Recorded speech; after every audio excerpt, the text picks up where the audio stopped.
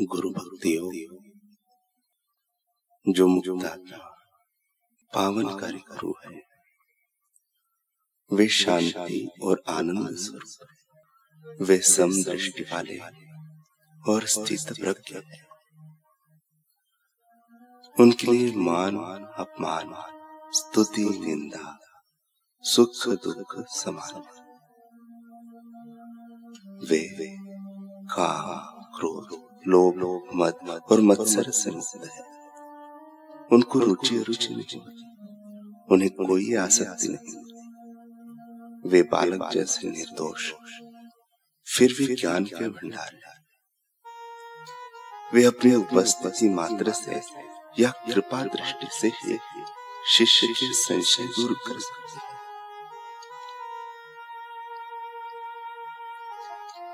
गुरु के पवित्र चरणों के प्रति भक्ति भाव सर्वोत्तम गुण है। इस गुण को तत्परता एवं परिश्रम पूर्वक विकसित किया जाए तो इस संसार के दुख और अज्ञान के कीचड़ से मुक्त होकर शिष्य अखूट आनंद और परम सुख के मार्ग को प्राप्त होता है। जब आप मुश्किलों एवं मुसीबतों में आ जाए तब गुरु की कृपा के लिए प्रार्थना करें। अपने सच्चे हृदय से बार बार प्रार्थना करें, सब सरल बन जाएगा।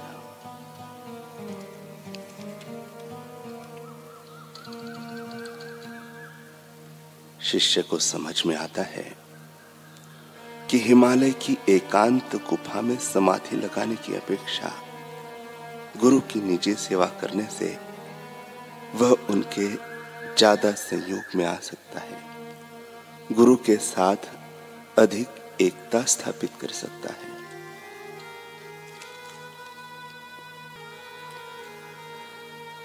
कल हमने सुना श्री युक्तेश्वर गिरी जी के परम शिष्य मुकुंद को ध्यान में गहरा उतरने की ललक थी। उन्होंने गुरुदेव से हिमालय में अखंड साधना करने की अनुमति मांगी, पर गुरुदेव के समझाने पर भी उसे जब समझ नहीं आया तब युक्तेश्वर जी मौन हो गए। उनके मौन को स्वीकृति मानकर मुकुंद चल पड़ा हिमालय की पहाड़ियों की ओर। राह में जब एक चौराहा आया, वहां से जब वह रास्ता भटक गया, भूखा प्यासा थका हुआ सा, तभी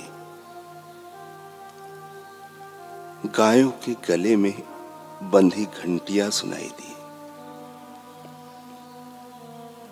मुकुंद लपक कर चल दिया किसान की ओर।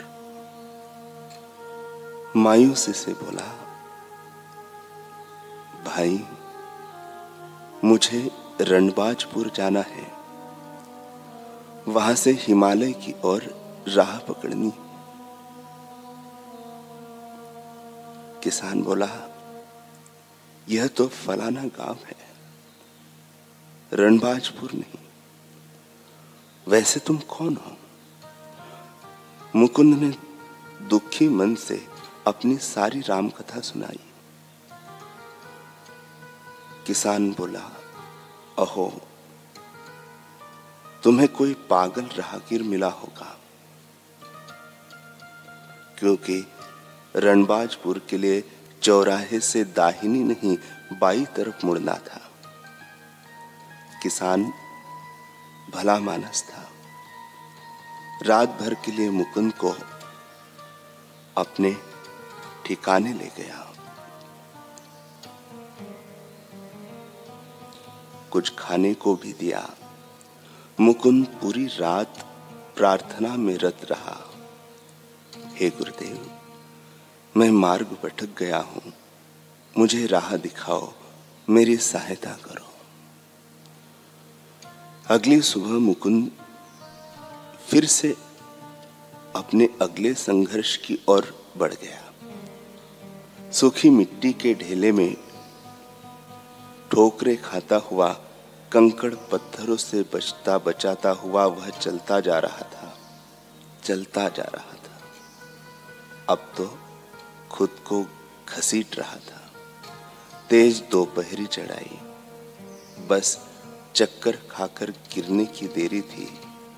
तभी एक लंबा गठिला आदमी टहलता हुआ मुकुंद के पास आया और बोला, मुकुंद।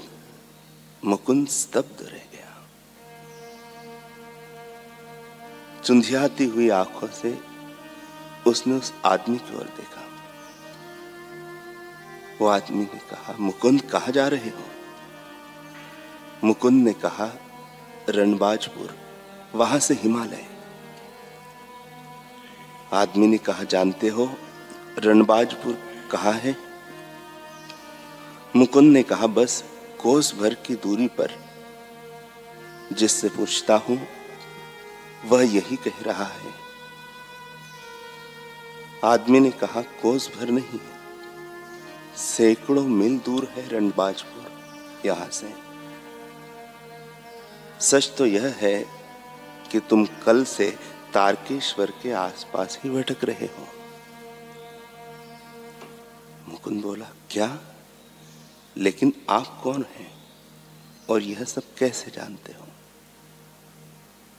आदमी ने कहा, तुम्हारी इन सवालों का जवाब तुम्हें मिल जाएगा, परंतु पहले मेरे एक प्रश्न का उत्तर मुझे दो।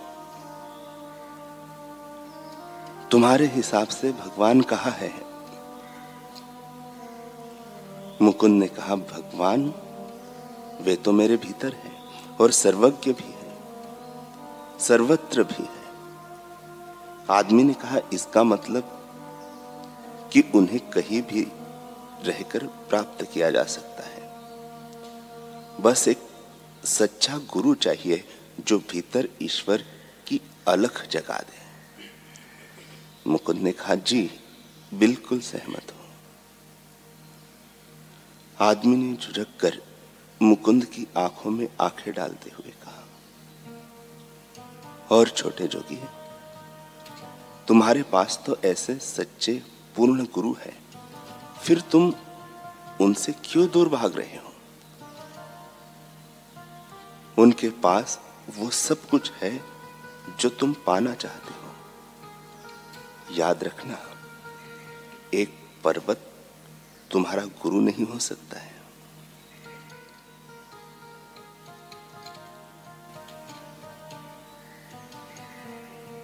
भारत और तिब्बत में उत्तुंग शिखरों पर ही भगवान मिलेगा ऐसा नहीं है। सच तो यह है कि अपने शरीर को इधर से उधर ले जाने से ईश्वर नहीं मिलता। उसके लिए अपने मन को उधर से इधर लाना होता है, बाहर से भीतर।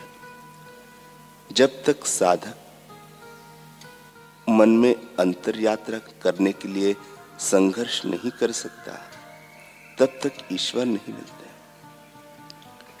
और जब वह सच्चे हृदय से, लगन से, ईमानदारी से वह संघर्ष करने को तैयार हो जाता है, तब उसके गुरु उसके आध्यात्मिक लाभ के लिए वही परिस्थितियां बना देते हैं। फिर चाहे वह विश्व के किसी भी छोर पर क्यों न हो।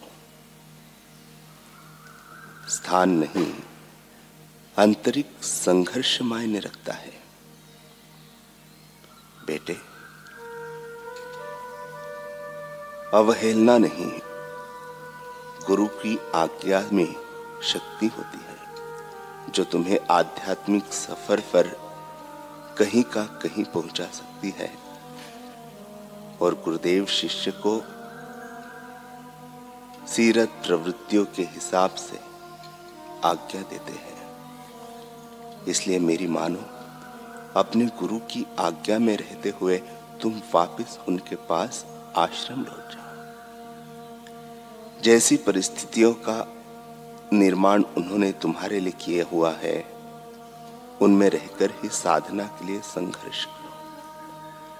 हिमालय का एकांत और शीतल वादियां तुम्हें वो नहीं दे सकती जो गुरु के देश में बिताया हुआ एक पल तुम्हें देता है। गुरु दरबार की घुटी घुटी हवा में भी खुशबू है, वहां के शोर में भी अनहद नाद है, और वहां की भाग दौड़ में भी उत्थान की सीढ़ियां चढ़ने जैसा है। जाओ मुकुंद जाओ, इस भटकान में कुछ नहीं रखा। इतना कहते हुए उन देव पुरुष की वाणी धीमी होती गई। वे धूल के गुब्बारे में जाने कहीं खो गए, और इसी के साथ मुकुंद को अपने सवाल का उत्तर मिल गया। वह आदमी कोई और नहीं था, बल्कि गुरु की प्रेरणा ही साकार रूप धरकर आई थी। मुकुंद की आंखों में से आंसुओं का झरना फूट